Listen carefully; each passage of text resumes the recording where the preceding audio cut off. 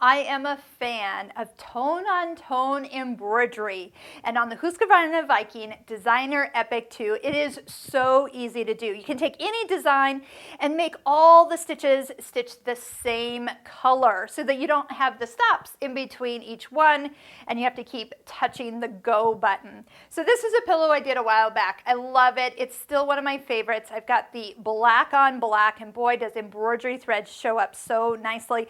And if you're admiring kind of this little edge here, I actually did this on the serger where using the flat lock and weaving some ribbon through there. It just looks like a little tuxedo edge. It looks so elegant on it. So if you ever want to do something really nice, tone on tone, just match your thread to your fabric and you're set to go. On screen, when you finish getting your design selected and brought in, you're going to notice that in your color block list, down at the bottom part here where the white circles are, the very last one is to have the design stitch all in one color. So when you actually touch that, you'll see your design will gray out, and that means that as you start, it's just going to roll from color to color. You'll also notice over here the stop light goes off when you turn it to monochrome feature. So for example, if I turn it back to the color stops, the color stop light is on. Now if you're ever stitching along